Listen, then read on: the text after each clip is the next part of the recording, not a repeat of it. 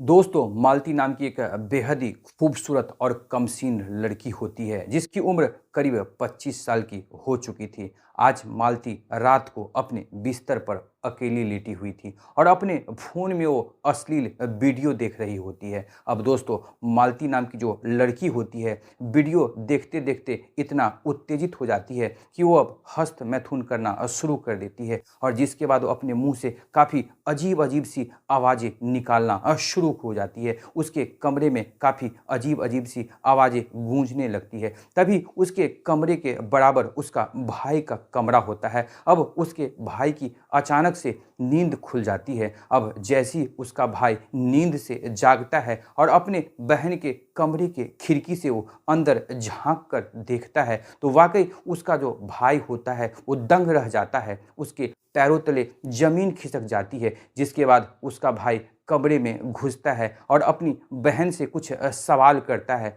और दोस्तों फिर उसके बाद उसका भाई अपनी बहन के साथ कुछ ऐसा कांड कर देता है, जिसे जब आप सुनेंगे तो आप भी काफ़ी ज़्यादा हैरान हो जाएँगे। तो दोस्तों, इस कहानी में आप हमारे साथ अंत तक ज़रूर बने रहें, क्योंकि यकीन मानिए जब ये पूरी कहानी आप सुनेंगे तो आपको भी एक बहुत बड़ी सीख मिलने वाली है। दोस्तों, कहानी की शुरुआत करने से पहले बस आपसे वही रिक्वेस्ट है कि अगर आप हमारे चैनल पर पहली बार आए हैं तो चैनल को ज़रूर सब्सक्राइब कर लें और वाकई ये वीडियो आपको इंटरेस्टिंग लगे तो इस वीडियो को जितना हो सके लाइक एवं शेयर कर दें।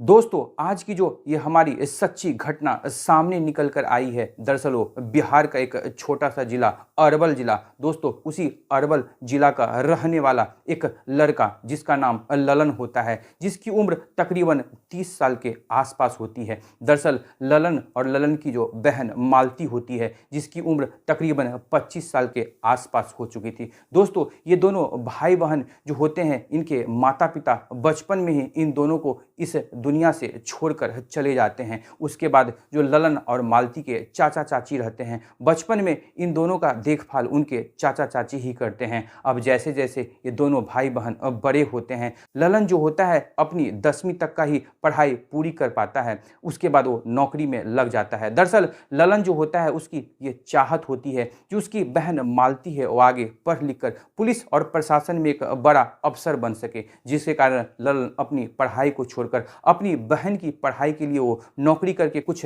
चंद पैसा कमाकर अपनी बहन की पढ़ाई में लगाना चाहता है। दोस्तों, जिसके बाद जो ललन होता है अपनी बहन को जैसे जैसे आगे पढ़ाता है, उसकी बहन अब 10th भी कंप्लीट कर चुकी थी। जिसके बाद कॉलेज के लिए ललन जो है अपनी बहन को राजस्थान के कोटा में भिजवा देता है, जहाँ पर जो मालती होती है काफ़ी मन लगाकर पढ़ना शुरू कर देती है, क्योंकि मालती जो होती है वो बचपन से ही पढ़ने लिखने में काफ़ी तेज लड़की होती है। दोस्तों, लेकिन मालती जैसी ही राजस्थान के कोटा में वहाँ हॉस्टल में रहकर अपनी पढ़ाई पूरी करने लगती है। उसी दौरान उस हॉस्टल में कुछ बिगड़ैल लड़कियां भी होती है। दरअसल उन लड़कियों से अब धीरे धीरे मालती की दोस्ती होना स्टार्ट हो जाती है, जिसके बाद मालती उन बिगड़ैल लड़कियों के संगत में आकर वो भी अपने भाई से एक एंड्रॉयड फ़ोन का डिमांड करती है, जिसके कारण उसका भाई जो ललन होता है अपनी बहन मालती को एक एंड्रॉयड फ़ोन भी दिलवा देता है। जिसके बाद मालती उस फ़ोन में अब अश्लील वीडियो देखना शुरू कर देती है। अब इधर जो उसकी बिगड़ैल सहेलियाँ होती है, वो कुछ बिगड़ैल लड़के से बात भी किया करती थी। अब कहते हैं ना कि संगत क्या नहीं करवाता है।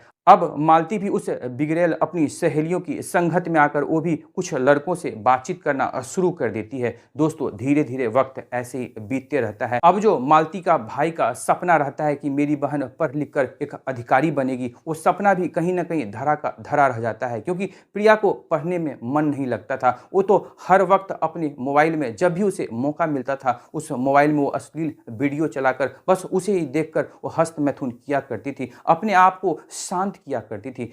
दोस्तों, अब इधर जून का महीना आ जाता है, यानी कि कॉलेज में छुट्टियां शुरू हो जाती हैं। अब इधर जो राजस्थान के उस कोटा में उस हॉस्टल में जो भी लड़के लड़कियां रहती हैं, वो अपने अपने घर की तरफ निकलना शुरू हो जाते हैं। इधर जो मालती रहती है वो भी अपने घर पर आ जाती है, यानी कि अब वो बिहार के अरवल जिले अपने भाई के पास उस छुट्टियों में आ जाती है। दोस्तों, जिसके बाद जैसी मालती अपने घर पर आती है, अब वो घर पर उसका मन नहीं लगता है, अब वो बेहद उदास रहने लगती है। उसका जो मन है वो काफ़ी उखड़ा उखड़ा सा रहने लगता है। अब इधर ललन अपनी बहन को उदास देखता है तो अपनी बहन के बारे में काफ़ी परेशान रहने लगता है। अब एक दिन अपनी बहन से पूछ डालता है कि बहन, इससे पहले तो तुम कभी उदास नहीं रहती थी, क्या बात है जब से तुम कोटा से आई हो तब से तुम बेहद ही उदास रहने लगी हो। जिसके बाद जो ललन की बहन यानी कि मालती होती है वो कहने लगती है कि नहीं, ऐसा कोई बात नहीं है। लेकिन ललन अपनी बहन की उदासी को भांप लेता है। फिर ललन अपनी बहन से कहता है कि दरअसल मैं जानता हूं कि तुम वहां अपनी सहेलियों के साथ रहा करती थी, अब तुम यहां अपनी सहेलियों से दूर रह रही हो, इसी कारण से शायद तुम उदास हो। दोस्तों, जिसके बाद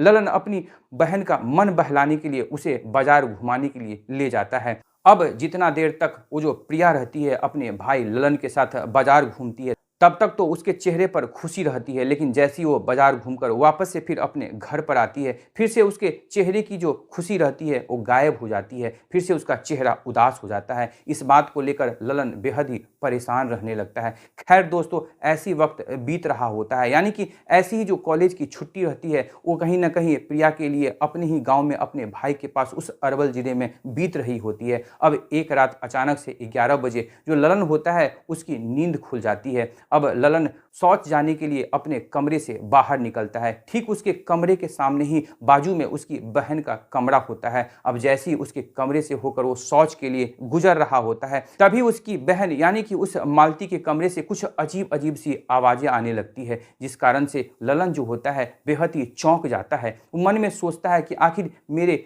बहन के कमरे से ये कैसी आवाज आ रही है। दोस्तों, जिसके बाद वो अपने बहन के कमरे की खिड़की से झांक कर देखता है तो उसके पैरों तले जमीन निकल जाती है। वो काफी दंग रह जाता है क्योंकि वो देखता है कि मेरी बहन जो मालती है वो नग्न अवस्था में रहती है और अपने मोबाइल पर कुछ अश्लील वीडियो देख रही होती है और वो अपना हस्त मैथुन कर रही होती है। दोस्तों, जिस बात पर ललन जो होता है उसकी आंखें फटी की फटी रह जाती है। फिर ललन अपनी बहन के कमरे के दरवाजे को नॉक करता है, जिसके बाद उसकी बहन दरवाजा जैसी ही खोलती है वो भी बेहद दंग रह जाती है। वो सामने देखती है कि कैसे उसका भाई गेट पे खड़ा रहता है। जिसके बाद जो ललन होता है अपनी बहन से कुछ सवाल करता है। दरअसल वो पूछता है कि तुम्हारे कमरे से कुछ अजीब सी आवाजें आ रही थी, ये आवाजें किस तरीके की थी, तुम्हारे कमरे में कहीं और तो कोई नहीं है। जिस बात पर जो मालती रहती है अपने भाई ललन से कहती है कि क्या बात करते हो, मैं अपने कमरे में बिल्कुल अकेली हूँ। जिसके बाद जो ललन होता है वो कहने लगता है कि फिर तुम्हारे कमरे से ये अजीब सी आवाजें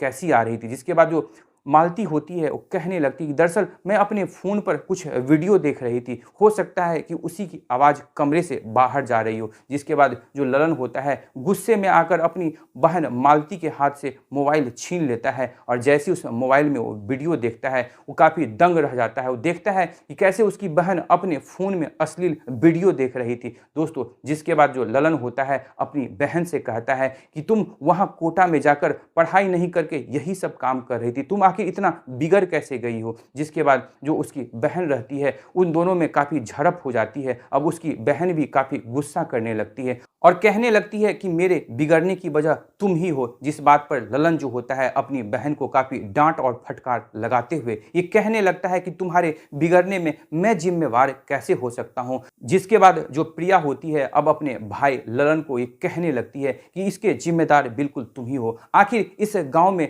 मेरी उम्र की जो भी लड़कियां हैं अब तक वो शादी कर चुकी है, अभी तक वो अपने पति के साथ काफ़ी खुशहाल जिंदगी बिता रही है, उसके बच्चे भी हो चुके हैं। लेकिन मेरी इतनी उम्र हो जाने के बाद भी तुम मेरी शादी नहीं करवाए। तुम्हें तो बस ये सपना था कि मैं पढ़ लिख कर एक बड़ा अफसर बन सकूं। देखो, मैं अगर शादी कर भी लूं उसके बाद भी मैं पढ़ लिख कर बड़ा अफसर बन सकती हूं, लेकिन मेरी भी कुछ अपनी ज़रूरतें हैं, मेरी भी कुछ अपनी जिज्ञासा है, मेरी भी कुछ शारीरिक ज़रूरतों को कोई ना कोई जब तक पूरा नहीं करेगा तब तक मैं ऐसी हरकत करती रहूंगी। दोस्तों, अब जैसी ललन ये बात सुनता है वो काफ़ी दंग रह जाता है। अब इधर जो मालती रहती है वो अपने भाई से कहने लगती है कि दरअसल तुम्हारा भी तो उम्र करीब 30 साल के आसपास हो चुका है, तुम मुझे अफसर बनाने के चक्कर में तुम भी खुद अपनी शादी नहीं किए। क्या मेरी ये जिज्ञासा नहीं है कि मेरे घर में भाभी आए और मैं भी किसी न किसी की दुल्हन बनकर अपने घर जाकर मैं भी खुश रह सकूं। दोस्तों, जिसके बाद जो उसका भाई ललन रहता है उसके दिमाग में सब कुछ आ जाता है। वो मन ही मन सोचता सोचता है कि आखिर मेरी बहन जो मालती है सही ही कह रही है।